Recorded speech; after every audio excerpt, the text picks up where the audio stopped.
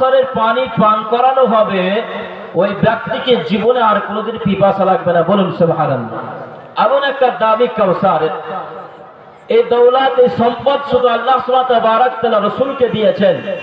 আর রাসূলকে অনুমতি দেওয়া হয়েছে, পারমিশন দেওয়া হয়েছে যে আপনি এই কাউসারের পানি তাদের কি পান করাতে পারবেন, তাদের কি পিয়ালা করাতে পারবেন যারা আমার এবং আপনার হুকুম, আমার হুকুম এবং আপনার সুন্নত তরিকার ভিত্তিতে নিজের জীবনকে গড়ে তুলে কবর পর্যন্ত নিয়ে আসতে পারবে, তাদের জন্য কাউসারে পানি রাখা হয়েছে। বলুন সুবহানাল্লাহ।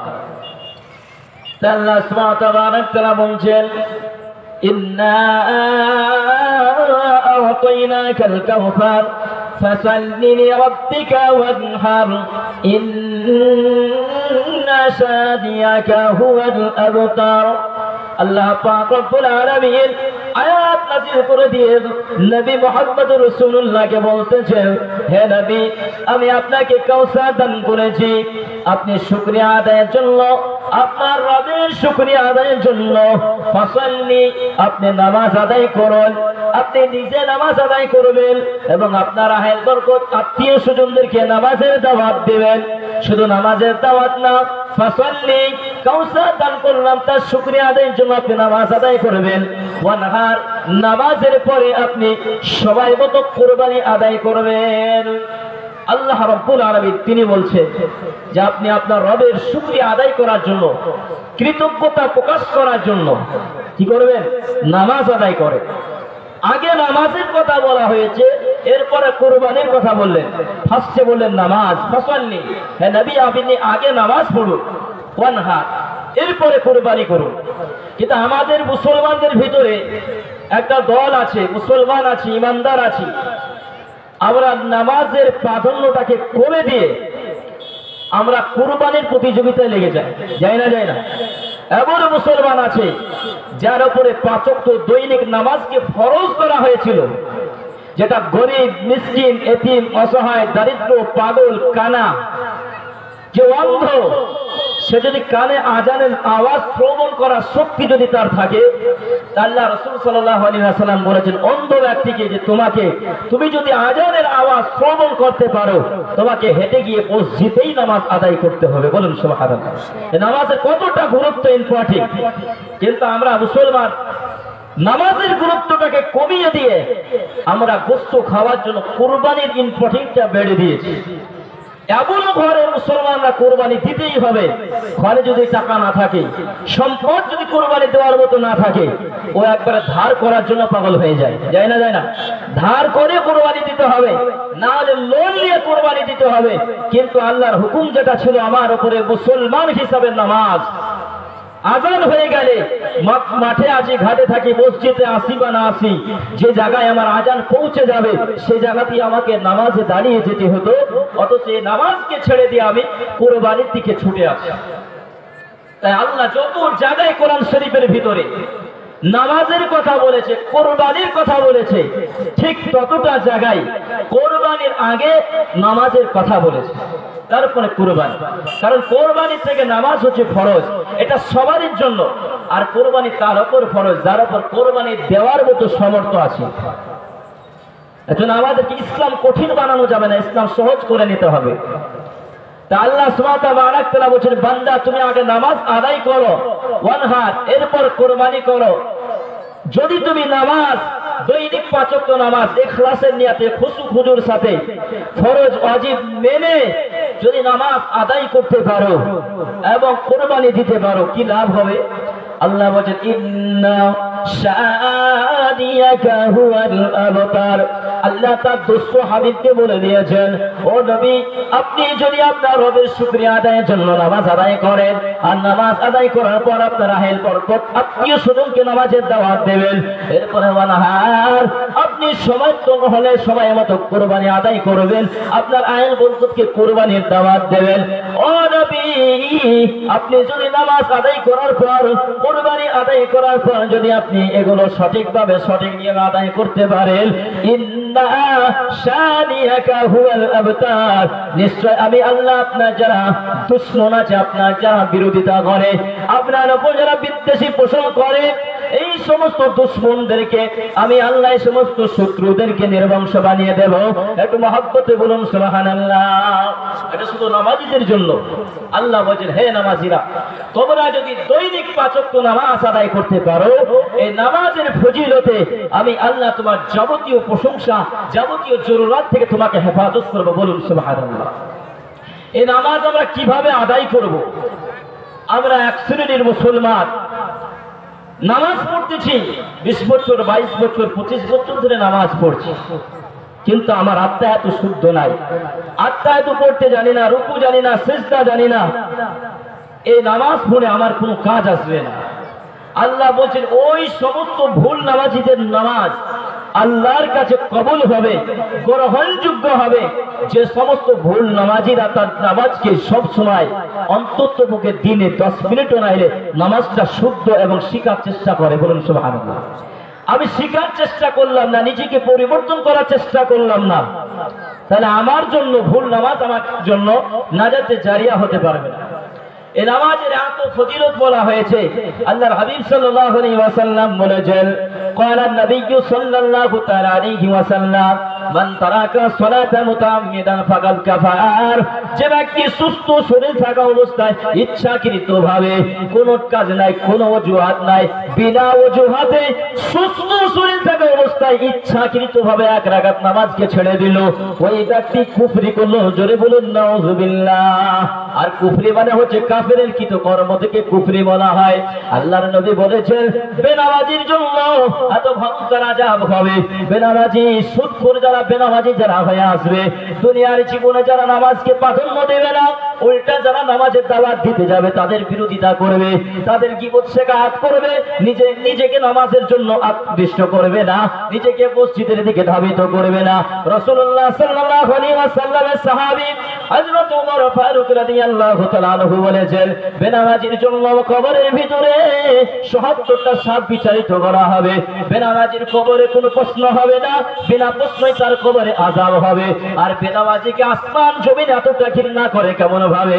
হযরত ওমর খলিফার যুগে দ্বিতীয় খলিফা হযরত ওমর ফারুক একদিন আপনার সিংহাসনে বসে আছেন, রাজ্য চালাতেছিলেন। এমন তো অবস্থা একজন মহিলা, বৃদ্ধ মহিলা আপনার খালি ডোল নিয়ে চলে আসেন ওমরের কাছে। খলিফাতুল মুসলিমিন হযরত ওমরকে ডাক দিয়ে বলছেন, ও খলিফাতুল মুসলিমিন হযরত ওমর। বলে, বুড়িমা কি হয়েছে? বলে, ও ওমর, আমি শুনেছি আপনার কাছে কেউ বিচার চেয়ে নাকি খালি হাতে ঘুরে যায় নাই। আপনি নাকি নাই বিচারক, আপনি নাকি নাই প্রতিষ্ঠাতাকারী, তাই আমি আপনার কাছে বিচার আনলাম। আপনি আমার একটা ছোট সমাধান করে দেন। হযরত ওমর বলেন, কি সমাধান? বুড়িমা ডাক দিয়ে বলে, ও ওমর, আমার এই ডোলের ভিতরে কেরোসিন তেল আনতেছিলাম, কেরোসিন তেল ডোল ফুটো থাকার কারণে মরুভূমির প্রান্তরে তেলটা পড়ে যায়। এক পর্যায়ে ওই পানি তেলটা মরুভূমির পানিতে শুকায়া যায়। এইভাবে যখন শুকায়া গেল, আমাকে ওই তেলটাই ওখান থেকে এনে দিতে হবে। বুড়িমা বলছেন হযরত ওমরকে, যে ওমর, আমার যে তেল আমি আনতেছিলাম, এই তেলটা মরুভূমিতে পড়ে গেল, আর তেলটা মরুভূমিতে চুষে খেয়ে নিয়েছে। কি অপরাধ ছিল আমার? আমার তেলটা আমাকে ফেরত দিয়ে দাও। প্রিয় ভাইরা আমার, আল্লাহর নবী সাহাবী হযরত ওমর ফারুক রাদিয়াল্লাহু তাআলা আনহু বলতেছেন, ও বুড়িমা, আমার বাইতুল ভান্ডারের ভিতরে বহু তেলের ঢোপ সাজানো আছে, এই তেলের ভিতর থেকে তোমার যতটা তেল লাগবে তুমি নিয়ে যাও। বুড়িমা ছিল খুবই বুদ্ধিমান, খুবই জ্ঞানীগুণী মানুষ ছিল। তাই বুড়িমা সজাগ হয়ে, সচেতন হয়ে বলছেন, ও খলিফাতুল মুসলিম হযরত ওমর, বাইতুল ভান্ডার মানে তেল তো আমার না, আমার যে তেলটা মরুভূমিতে পড়ে গেল আর মরুভূমির বালু খেয়ে ফেললো, ওখান থেকেই আমার ওই তেলই এনে দিতে হবে। খলিফাতুল মুসলিম হযরত ওমর বলেন, তা তো সম্ভব না। মানুষ যদি নিত, মানুষের কাছ থেকে সেই তেলটা আদায় করা যেত, কিন্তু তোমার তেল জমিনে পড়ে গিয়েছে, অতএব ওই জমিন থেকে তেল আনা সম্ভব না। বুড়িমা বলছেন, খলিফাতুল মুসলিমিন, আমি ওটা বুঝি না, আমার যে তেল হারিয়ে গেছে আমি ওই তেলটাই নেব। বলুন সুবহানাল্লাহ। হযরত ওমর ফারুক রাদিয়াল্লাহু তাআলা আনহু, আব্বাজি আমার ভাইজান সোনামণিরা, ঘরের ভিতরে চলে গেলেন। বিচার করার জন্য একটা চামড়ার চাবুক রাখা ছিল। ওই চাবুকটাকে নিয়ে বুড়িমাকে সঙ্গে করে নিয়ে ওই মরুভূমির প্রান্তরে চলে গেলেন এবং বুড়িমাকে ডাক দিয়ে বলা হলো, ও আম্মা জান, আপনার তেল কোন জায়গায় খেয়েছে ওই জায়গাটা একবার দেখিয়ে দেন। বুড়িমা ডাক দিয়ে বলে, ও খলিফাতুল মুসলিমিন হযরত ওমর, এই জায়গাটার ভিতর থেকে আমার তেল খেয়ে নিয়েছে।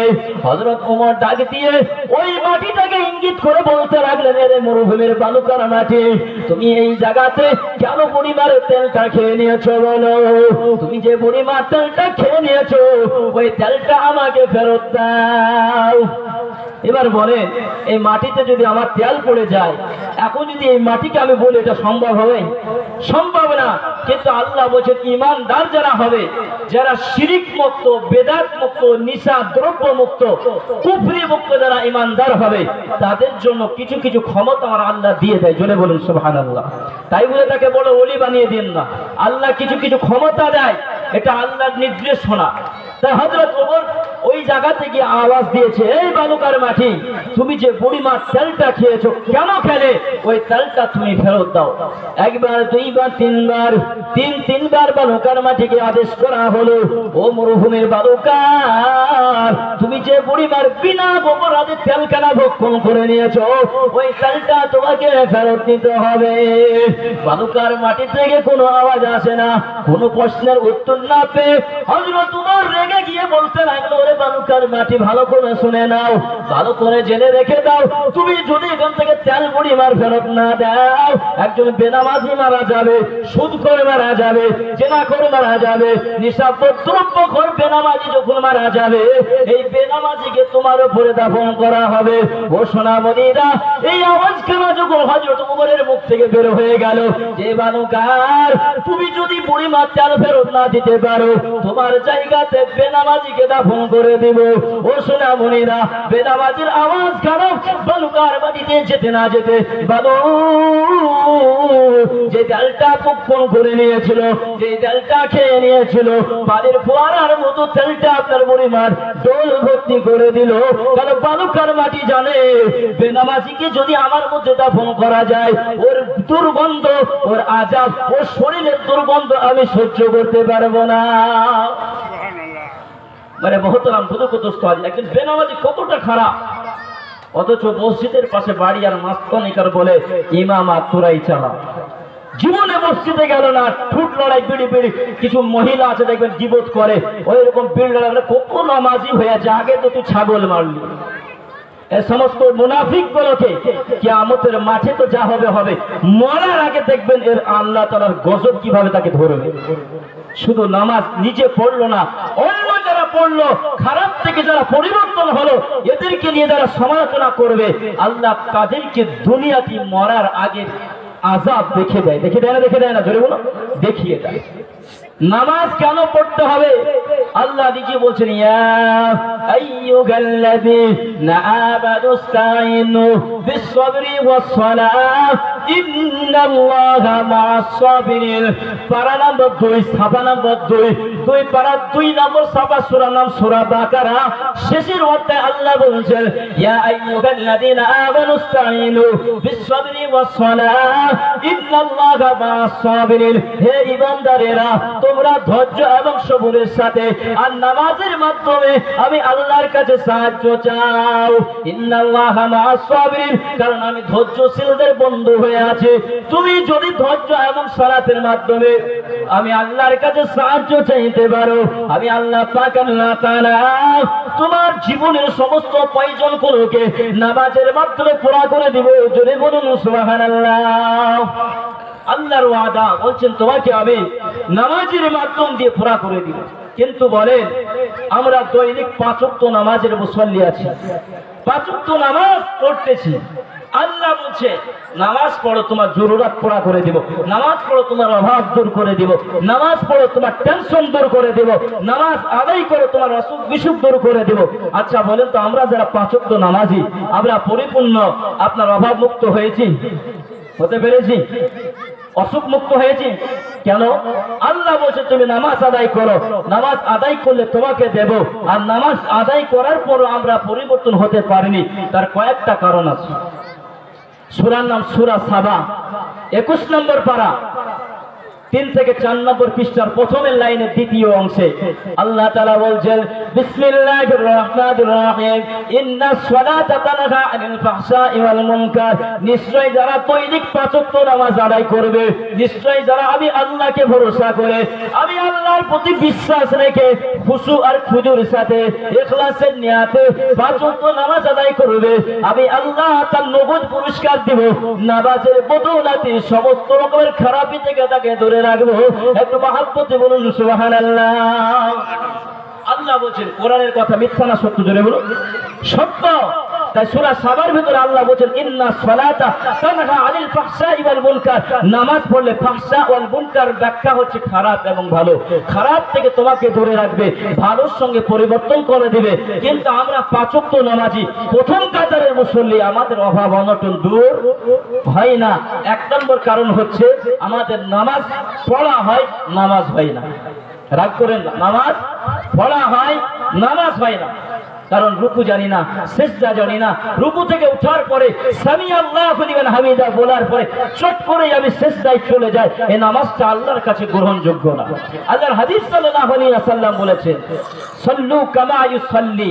আমাকে দেখো আমি যেভাবে রুকু করেছি, সাহাবা তোমরা অনুরূপ ভাবে রুকু করবে।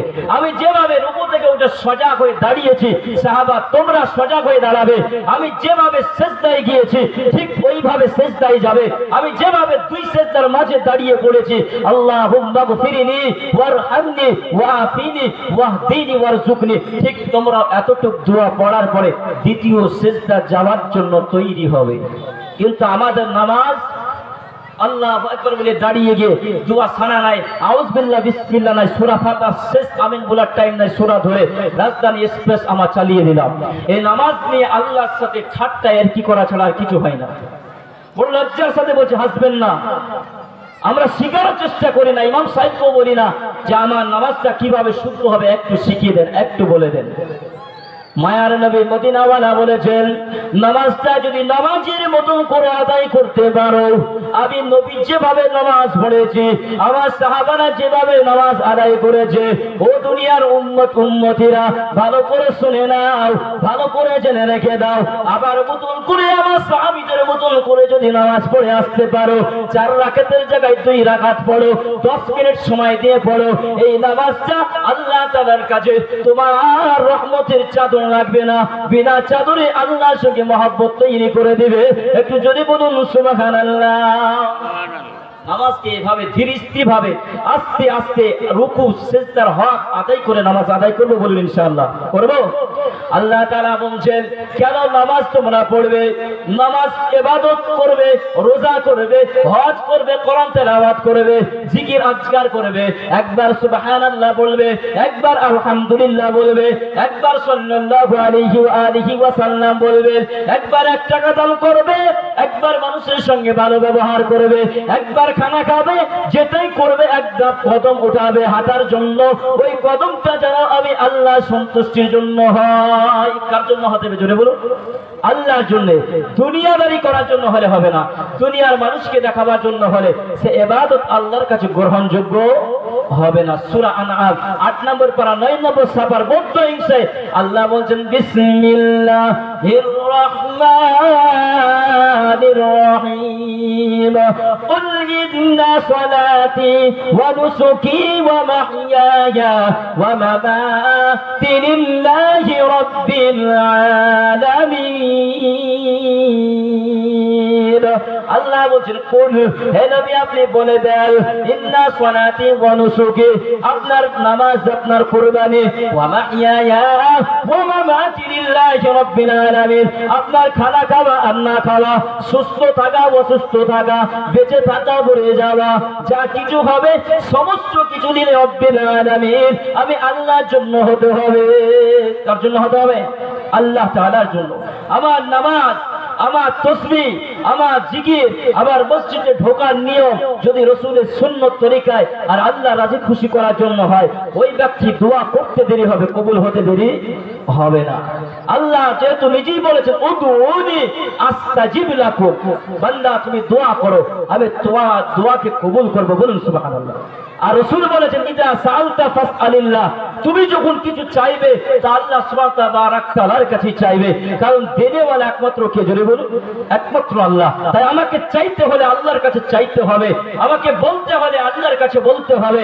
আমি ইমানদার হিসাবে যদি আল্লাহর উপর তাওয়াক্কুল রেখে চাইতে পারি, চাইতে দেরি হবে, আল্লাহ দিতে দেরি করবে না, জোরে বলুন সুবহানাল্লাহ। আমি নামাজটা কেমন ভাবে আদায় করব? একজন ব্যক্তি, আমি যে ইমানদার মুমিন মুসলমান, আর মুমিন মুসলমান আমরা যখন নামাজ পড়বো, কোরআন পড়বো, হজ করবো, জিকির আজকার করবো, তাসবির মধ্যে ঢুকে যাব, সত্য কথা বলবো, মানুষকে হক কথা বলবো, তা আপনার আমার মধ্যে বিপদ আসবে, আসবে না? আসবে না? পরীক্ষা আসবে, আসবে না? আসবে না? হ্যাঁ, সূরা বাকারা 2 নম্বর সাফার শেষের দিকে আল্লাহ বলছেন ওয়ালা নাবলুওয়ান্নাকুম বিশাইইন মিনাল খাউফি ওয়াল জুই ওয়া নাকসিন মিনাল আমওয়াল ওয়াল আনফুসি ওয়াস সামারাত ওয়া বাশশিরিস সাবিরিন। ঈমানওয়ালার জন্য, মুমিনদের জন্য 5টা পরীক্ষা আসবে, 5টা বিপদ আসবে। কয়টা? 5টা পরীক্ষা, 5টা বিপদ আসবে। এই 5টা বিপদ পরীক্ষায় পাস করতে হলে আপনাকে অনেক ত্যাগ কষ্ট স্বীকার করতে হবে, হবে না? হবে না? জোরে বলুন, হবে। আল্লাহ রাসূল সাল্লাল্লাহু আলাইহি ওয়াসাল্লাম হাদিস শরীফের মধ্যে বলেছেন, ক্বালা রাসূলুল্লাহ সাল্লাল্লাহু আলাইহি ওয়াসাল্লাম আদ-দুনিয়া সিজনুল মুমিন, দুনিয়াটা হচ্ছে মুমিনদের জন্য জেলখানা, দুনিয়াটা হচ্ছে ঈমানদারের জন্য কয়েদখানা, দুনিয়াটা হচ্ছে ঈমানওয়ালাদের জন্য ফিতনা লাগানো জায়গা, বেঈমানদের জন্য শান্তির জায়গা, জান্নাতের বালাখানা। অতএব যদি মনে করেন আমি ঈমানদার হয়ে যাব, যদি মনে করেন আমি মুমিন হয়ে যাব, যদি মনে করি আমি আল্লাহকে পেয়ে যাব, রাসূলের শাফায়াত পাবো, কোনো কষ্টের সম্মুখীন হব না, আপনি পরিপূর্ণ ঈমানদার হতে পারবেন না। কারণ রাসূল বলেছেন ঈমানদারের জন্যই বালাখানা, ঈমানদারের জন্য কয়েদখানা, ঈমানদার শাস্তি পাবে, ঈমানদার ঈমানের কাজ করতে গিয়ে বাধাপ্রাপ্ত হবে, হক কথা বলতে গিয়ে বাধাপ্রাপ্ত হবে। ওই জায়গায় আল্লাহর উপর তাওয়াক্কুল করে ধৈর্য সবরের সাথে আল্লাহর কাছে চাইতে হবে।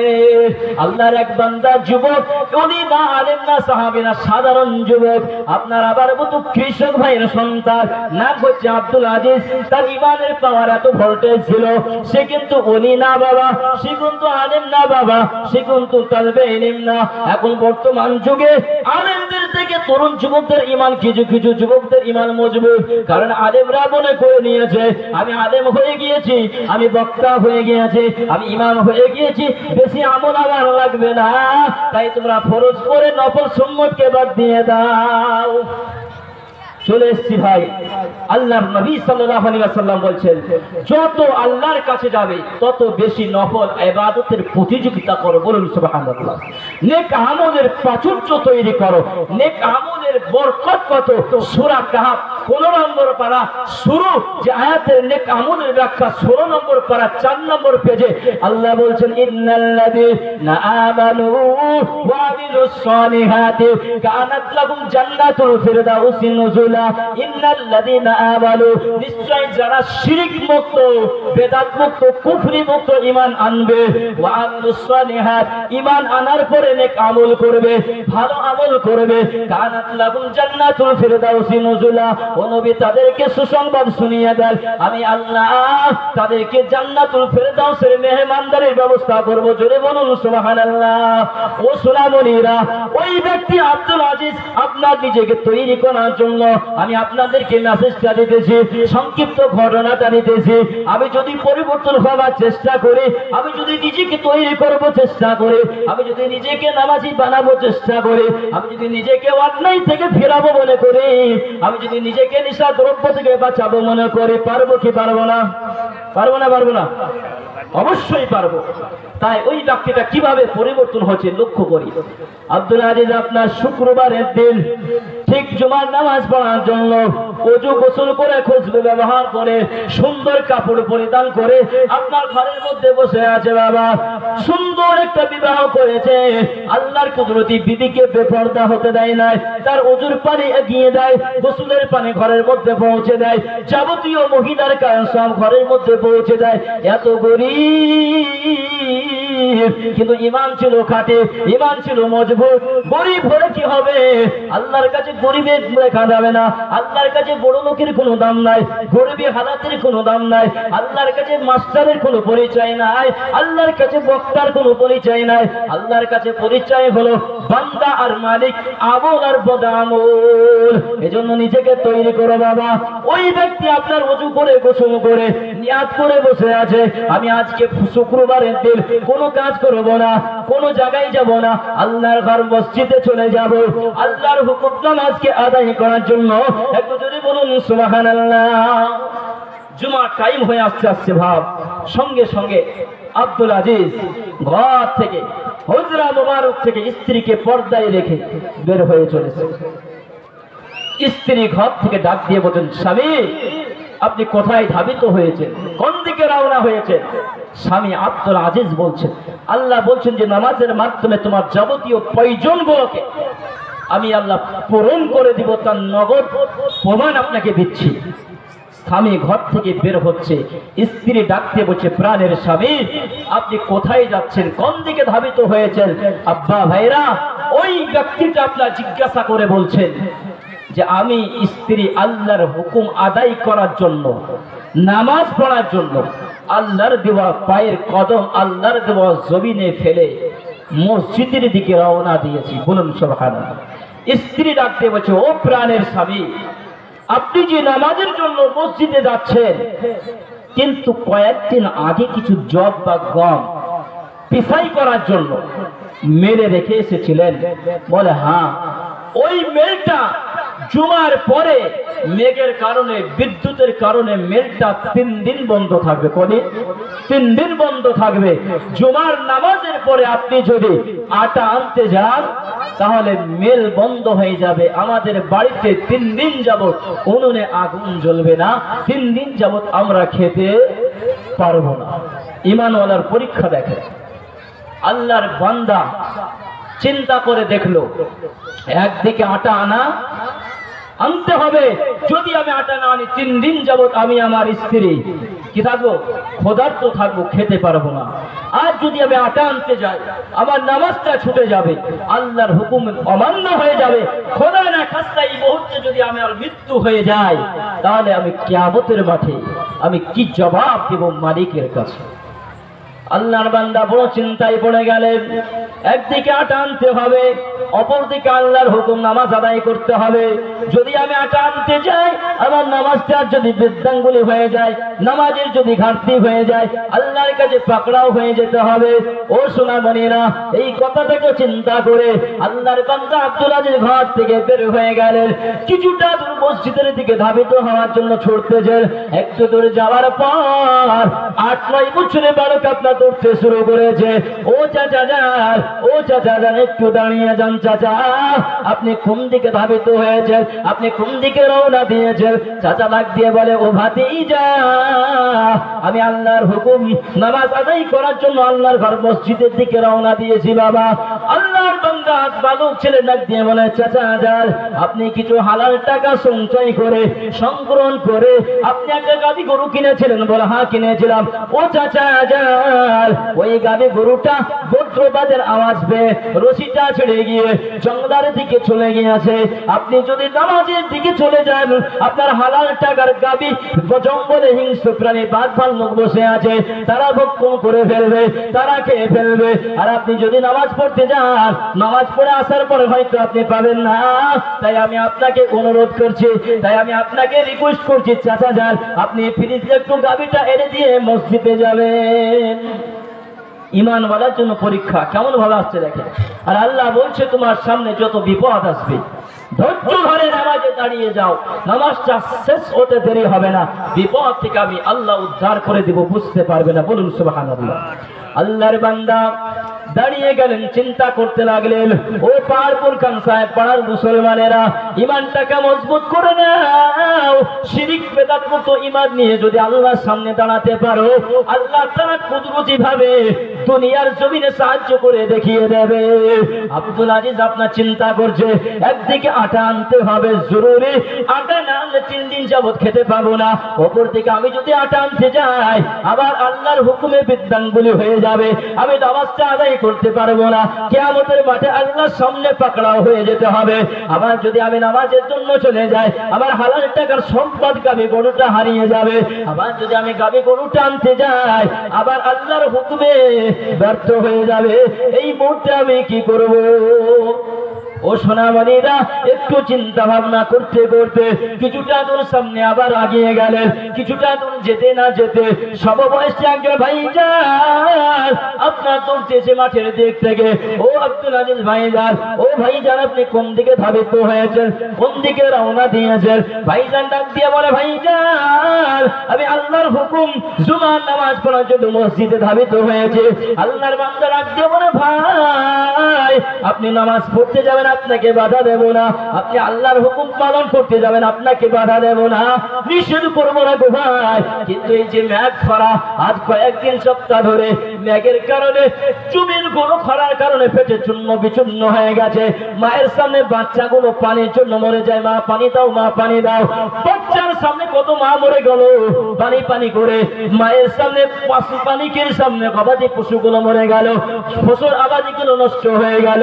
ও সোনামণিরা, ওই ব্যক্তিটা আপনার ওই ভাইকে বলতেছে মেশিনওয়ালাকেও খবর দিয়ে পাই না। তাই আমি তোমাকে বলতে চাই, আধা ঘন্টার জন্য মেশিনওয়ালাকে পেয়েছি, আমার জমিনের পাশে তোমার জমিন ভাই, এই জন্য আমি তোমাকে বলতে আসলাম নামাজের পরে যদি তুমি আসো জমির মেশিনওয়ালাকে পাবে না, তোমার হালাল টাকা সঞ্চয় করা সম্পদ নষ্ট হয়ে যাবে। কেমন ভাবে বিপদ ধরে নিয়েছে তাকে। আল্লাহর বান্দা এবার মসজিদও না, বাড়িও না, সামনেও না, পেছনেও না, স্থির ভাবে নিজেকে দাঁড়িয়ে দিলেন, স্থির ভাবে নিজেকে দাঁড় করিয়ে দিলেন। আর চিন্তা ভাবনা করতে লাগলেন আমার যে তিনটি বিপদ, এই 3টি বিপদে আমি এখন কোন সাহায্য পাই কিনা, কোন সহযোগিতা পাবো কিনা। আল্লাহ বলেছে, বান্দা তোর জন্ম থেকে মৃত্যু পর্যন্ত, কিয়ামত পর্যন্ত, জান্নাতে পৌঁছে দেওয়ার পর্যন্ত তোর যত যাবতীয় প্রয়োজন অসুখ বিসুখ বিপদ আপদ আছে সমস্ত কিছুর সমাধান আমি আল্লাহ কোরআন দিয়ে দিলাম। এই কোরআনের মধ্যে খুঁজলে সমস্ত বিপদের সমাধান হয়ে যাবে। জোরে বলুন সুবহানাল্লাহ। ও সোনামণিরা, ও সোনামণিরা, আপনার কিনা সঙ্গে সঙ্গে ওই জায়গায় হাতখানা ভরে দিলেন। আল্লাহর বান্দা চিন্তা করতে লেগেছে, চিন্তা করতে করতে আপনার বিপদের সমাধান খুঁজে পেয়েছে। ইয়া আইয়ুহাল্লাযীনা আমানুস্তাঈনু বিস-সাবরি ওয়াস-সালাহ ইন্নাল্লাহা মা'আস-সাবিরিন। আল্লাহর বান্দা সমাধান পেয়ে গেল। কোন এক জায়গায় যাচ্ছিলেন, ঠিক ওই জায়গায় আমি হুজুরের মতন আরেক হুজুর বয়ান করতেছিলেন।